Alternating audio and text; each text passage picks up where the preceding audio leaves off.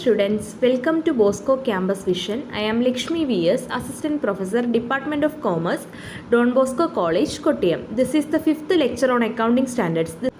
This lecture is based on accounting bodies, which is the first module in the subject accounting standards for semester 4 students of MCOM. In previous lecture, we were discussing about limitations of accounting standards and need for accounting standards. And in this lecture, we are going to discuss about International Accounting Standard Board, IASB.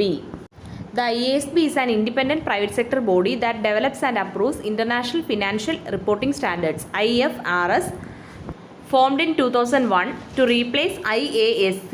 It operates under the oversight of the IASCF. International Accounting Standard Board എന്ന് പറയുന്നത് ഒരു independent private sector ബോഡിയാണ് and ഇത് international financial reporting standards IFRS develop ചെയ്യുകയും approve ചെയ്യുകയും ചെയ്യുന്നു. And ഇത് form ചെയ്തത് 2001-ലാണ്. 2001 ഇൻ്റർനാഷണൽ അക്കൗണ്ടിംഗ് സ്റ്റാൻഡേർഡ് കമ്മിറ്റിയെ റീപ്ലേസ് ചെയ്തുകൊണ്ടാണ് IASB നിലവിൽ വന്നത്. It operates under the oversight of the international accounting standard committee foundation. London-based group, namely the International Accounting Standards Committee. And ഈ committee international accounting standards develop ചെയ്യുന്നതിന് responsible ആയിരുന്നു. And IASC established in June 1973. It is presently known as International Standard Accounting Board, IASB. ഇത് presently അറിയപ്പെടുന്നത് International Accounting Standard Board എന്നാണ്.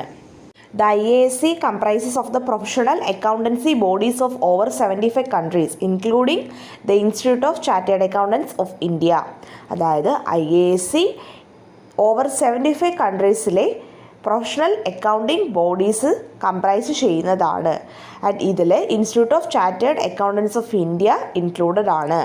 Primarily, the IASC was established in the public interest to formulate and publish international accounting standards to be followed in the presentation of statements.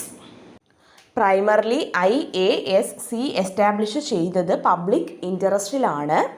സ്റ്റേറ്റ്മെൻറ്റ്സിൻ്റെ പ്രസൻറ്റേഷനിൽ follow ചെയ്യേണ്ട international accounting standards formulate ചെയ്യുകയും publish ചെയ്യുകയും ചെയ്യുന്നതിന് വേണ്ടിയാണ് IASC establish ചെയ്തത്.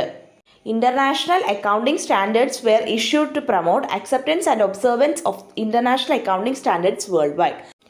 World international accounting സ്റ്റാൻഡേർഡ്സിൻ്റെ അക്സെപ്റ്റൻസിനെയും ഒബ്സർവൻസിനെയും promote ചെയ്യുന്നതിന് വേണ്ടിയാണ് ഇൻ്റർനാഷണൽ അക്കൗണ്ടിംഗ് സ്റ്റാൻഡേർഡ്സ് ഇഷ്യൂ ചെയ്തത്.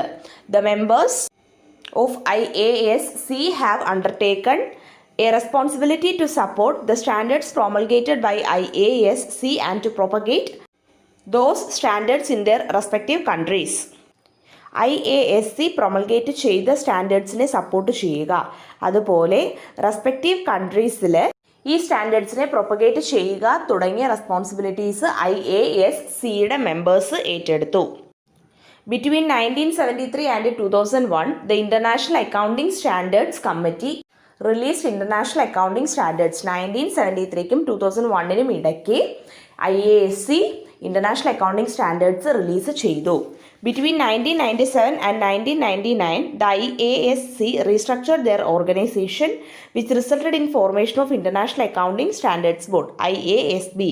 1997നും 1999നും ഇടയ്ക്ക് IASC അവരുടെ ഓർഗനൈസേഷൻ റീസ്ട്രക്ചർ ചെയ്തു. ആൻഡ് ഇത് ഇൻ്റർനാഷണൽ അക്കൗണ്ടിംഗ് സ്റ്റാൻഡേർഡ് ബോർഡിൻ്റെ ഫോർമേഷനിലാണ് റിസൾട്ട് ചെയ്തത്.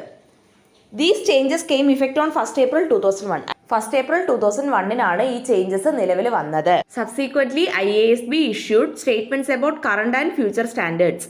സബ്സീക്വൻ്റ്ലി IASB കറണ്ട് ആൻഡ് ഫ്യൂച്ചർ സ്റ്റാൻഡേർഡ്സിൻ്റെ സ്റ്റേറ്റ്മെൻറ്റ്സും ഇഷ്യൂ ചെയ്തു. IASB publishes its standards in a series of pronouncements called international financial reporting standards IFRS.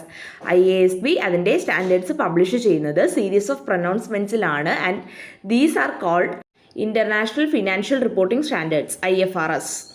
However, IASB has not rejected the standards issued by the IASC.